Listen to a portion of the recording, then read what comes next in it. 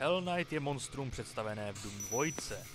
Je to slabší bratranec barona z pekla, který má spíš opálenou než růžovou kůži a různé zvuky, když varuje okolí nebo je eliminován. I když se dá snadno eliminovat, jeho útoky jsou stejně silné jako ty baronovo. Tento popis se ale původně vztahoval k pekelnému baronovi. Oficiální popis pro Hell Knighta je takový. Dá se skoro snadněji eliminovat než náš kámoš baron, ale objevuje se ve větších počtech. Manuál z dřívějších dob pro PlayStation porty ho označovali jako rytíře pekelného neboli Knight of Hell. Strážci pekelných hradů mají stejnou palebnou sílu jako pekelní baroni, až na tu odolnost, kterou mají slabou. Hell Knight vydává troubící výkřik podobný baronovi, i když je hlasitější a silnější. Pekelný baron a Hell Knight útočí na své protivníky drápama, když jsou blízko, nebo házejí zeleně zbarvené ohnivé koule ve tvaru komety, pokud jsou protivníci daleko. Když jsou zabiti, vydávají bublavý výkřik. Někteří věří, že křičí zbabělče, i když se ve skutečnosti jedná o zvuk pumy ze zvukové knihovny s přidanými syntetizovanými efekty. Vzhledem k tomu, že používá podobný výkřik jako baron, je smrtící sekvence Hell Knighta stejná jako ta baronova. Je rozdělen na dvě půlky a během zhroucení vylézají jeho střeva a zelené tekutiny ven. Útokům Hell Knighta se dá snadno vyhnout, ale jsou rychlejší než útoky Impa nebo Kakodémona a mohou při úspěšném zásahu způsobit velmi těžká zranění. Vzhledem k tomu, že je zapotřebí tvrdý úder, aby se dal Hell Knight zdolat, protože se tak snadno nevzdá, je vhodné použít raketomet, plazmovou zbraň nebo super shotgunu. Pokud se hráč dokáže dostat na přesný dostřel bez toho, aniž by byl zasažen, bude dobře na Hell Knighta fungovat i kulomet nebo klasická brokovnice. Útoky na blízko proti něm jsou nebezpečné, protože vystavují hráče riziku, že budou doslova rozpáráni, ačkoliv 5 úderů prostřednictvím Berserker módu je obvykle eliminuje. Aby se předešlo poškození, hráč musí rychle k němu přijít, udeřit a rychle se vzdálit před možnými protiúdery. Jeho eliminace vyžaduje asi 3 rakety, 23 výstřelů z plazmy, 50 střel, 6 sekund motorovou pilou, 8 dobře umístěných broků nebo 3 výstřely ze super shotgunu. BFG 9000 na krátkou vzdálenost může snadno zabít Hell Knighta na jeden výstřel, ale není moc efektivní, pokud je použito proti celé skupině. Po smrti Hell Knighta vydá zkreslený výkřik, kdy začne silně krvácet a nakonec padne na záda. Hell Knight často představuje menší bezprostřední hrozbu než některé ze slabších příšer, protože provede jediný útok bez speciálních efektů a vzhledem k dostatečnému prostoru není vyhýbání se ohnivým koulím příliš těžké. Ve stísněných prostorech je však obtížné se jim vyhnout a mohou být smrtící.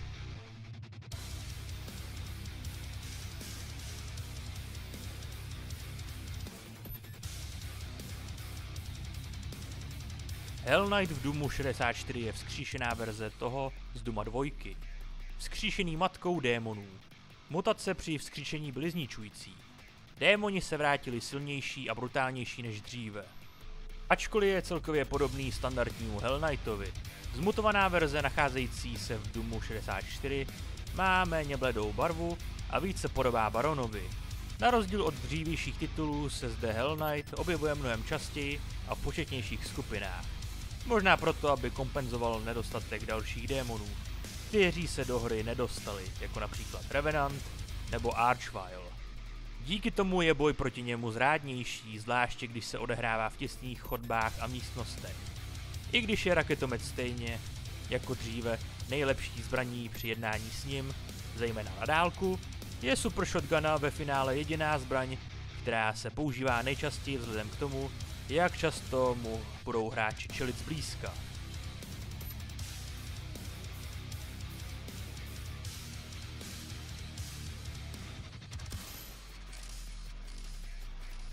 Hell Knight je obrovský a velmi svalnatý. Po jeho prozkoumání páteře ve hře je jisté, že má mohutnou kostru. Nemá žádný viditelný nos a jeho zdeformované uši připomínají lidské, rozstavené po stranách hlavy. Jeho nejasné oči jsou velmi malé a temné, umístěné po stranách hlavy těsně nad ústy. Je to největší protivník, který nezastupuje ve hře roli bosse. Za předpokladu, že je mariňák vysoký 1,8 metrů, měří Hell Knight asi 3 metry. V pekle mají Hell Knighti jiný vzhled než na Marsu. Jejich kůže je šedozelená a některé části, jako jsou ústa, horní část hrudníku, ruce a nohy, jsou červené, případně nasáklé krví. Jsou pokryty jízvami a démonickými runami a na čele mají pentagram. Zatímco klasický Hell Knight měl nohy a kopyta, díky čemuž připomínal satyra nebo minotaura, Hell Knight z Duma 3 spíš připomíná obrovskou svalnatou kostru nebo mimozemšťana. Hlava Hell Knighta z Doom 3 je docela podobná Shamblerovi z prvního Quakea. 2 z těchto obrovských příšer se představí v cutscéně, připomínající debut prvních 2 baronů jako vedlejší bosse z první epizody Duma, ve které mariňák dorazí do teleportační místnosti, kde je svědkem otevření portálu do pekla, pod dohledem Malcolma Bethrugera. Vynoří ze z něj vědec v ochranném obleku a hned za ním 2 Hell Knighti.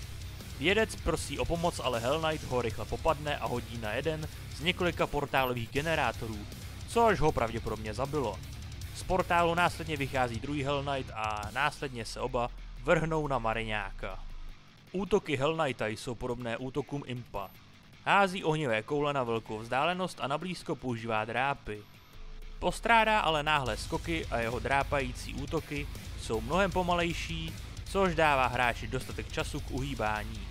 Má však kousavý útok, který mu dává větší dosah a zelené plazmové koule, které hází, jsou mnohem větší, silnější a mají širší rozsah zásahu, což je činí nebezpečnějšími v uzavřených prostorech. Hell Knight je ve skutečnosti tvrdší než původní Hell Knight. Má téměř tolik HP jako původní Baron. Hell Knighta skolí 6 přímých raketových zásahů, zatímco původního Barona obvykle 5. Pravděpodobně z toho důvodu není v Doom 3 žádný Baron. Hell Knight plní jeho roli. Hell Knight je v zásadě spíš než novou verzí svého jmenovce reinterpretací původního Barona.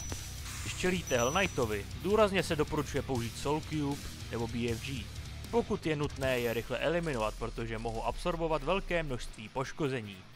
Pokud to však situace dovolí, raketomet, plazmová zbraň, kulomet a dokonce i brokovnice jsou dostatečně účinné. Není moudré před nimi ustoupit, když se chystá hodit energetickou kouli, protože rozptyl a poškození zásahu je velký a doporučuje se vyhnout tomu být v těsné blízkosti stěn nebo jiných pevných předmětů. Řetězová pila, i když je výkonná, není dobrou volbou pro Hell Knighta. Hell Knight je velice odolný a pro jeho eliminaci je potřeba 100 a víc ran z kulometu, téměř 2 zásobníky, nebo téměř celý zásobník ze samopalu, nebo plazmaganu. Brokovnice je přiměřeně účinná proti Hell Knightovi a dokáže jednoho zabít několika výstřely, zejména pokud se mu míří na hlavu. Grabber je relativně účinná zbraň, nicméně vyžaduje 5 přímých zásahů Hell Knightových střel. Super Shotguna je také relativně účinná, pokud má hráč dostatek prostoru, aby se mohl stále vyhýbat, střílet a nabíjet. Pro první setkání u pekelného portálu v Delta Labs je Chain Gunna nejlepší zbraní, pokud hráč ještě nenašel BFG, kvůli relativně omezenému prostoru v místnosti a nutnosti vyhnout se 2 bestiím. Raketomet je špatnou volbou, protože vyžaduje časté nabíjení a může hráči způsobit poškození. V některých úrovních, jako je Hell, můžete kroužit s brokovnicí, abyste ušetřili munici pro silnější zbraně, kvůli vaší nekonečné výdrži. Ačkoliv Hell Knight dokáže odolat silnému útoku a má silné útoky, jeho rychlost a rychlost útoků jsou poměrně pomalé a obvykle se jim dá poměrně snadno vyhnout. Mohou však být velmi nebezpeční, pokud se dostanete do uzavřených prostorů nebo úzké chodby, kde nemáte dostatek prostoru, abyste se mohli efektivně vyhnout útokům. Poznámky z výzkumu UAC. Exemplář 31 Hell Knight. Částečný. Lebeční hmota tohoto bipedálního exempláře naznačuje, že je to jeden z největších tvorů obývající toto místo. Hell Knight, který svou kořist silově přemohl, je jedním z nejzuřivějších dravců, které naši vědci znají. Stejně jako Imp je toto stvoření schopné se bránit na velkou vzdálenost pomocí vrhání plazmových projektilů. Hell Knight je bossem v datadisku Doom Resurrection ve 4. kapitole v laboratořích Delta. Jeho jediným útokem je házení zelených energetických koulí na hráče, což může způsobit docela velké poškození. Lze se jim vyhnout jako těm od Impa. Po vyčerpání jeho energie zatlačí hráče do pekelné brány, aby nakonec hráč skončil v pekle.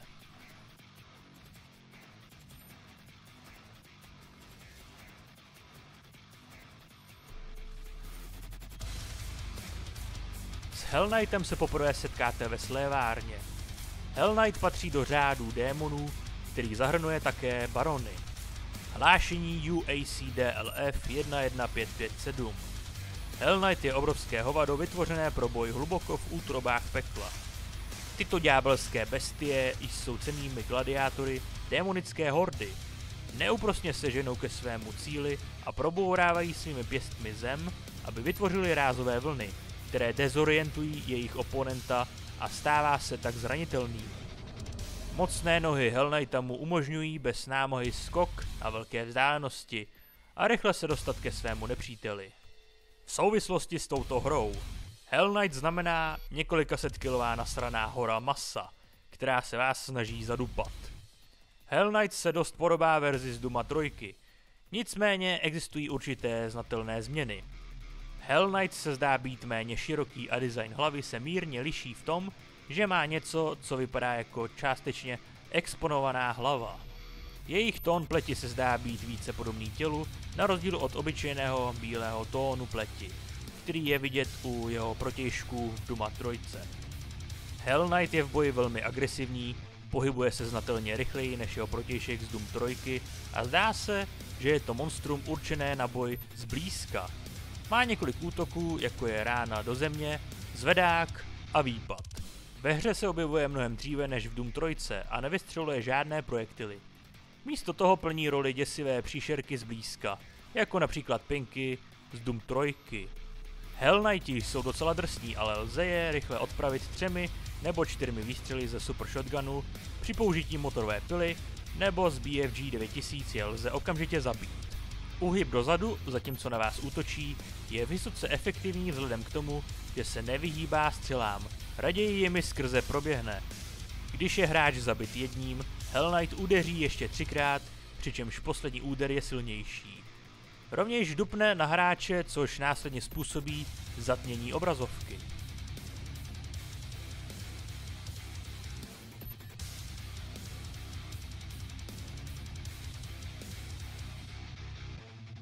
Hell Knight se vrátil ve hře Doom Eternal. I když vypadá podobně jako v Doomu 2016, došlo k výrazným změnám v jeho designu. Hell Knightův design se v mnoha ohledech podobá tomu z Dooma 2016, ale s několika znatelnými rozdíly. Nejviditelnějším rozdílem byly Knightovo bledé oči zakořeněné uvnitř lebky.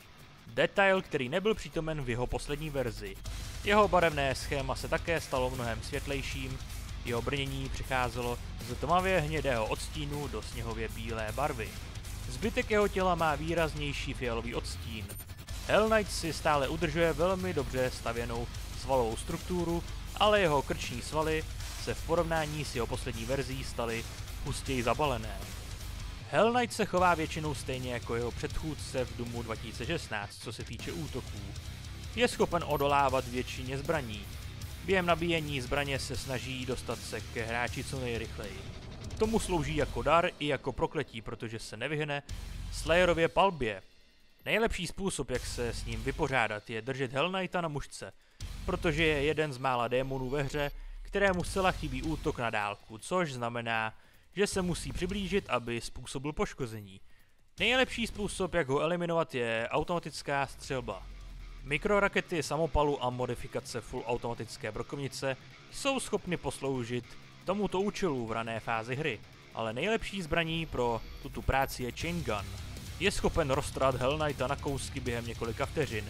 Je to zdaleka nejlepší zbraň, kterou proti němu můžete použít a je téměř zaručeno, že mu nedovolí dostat se k hráči.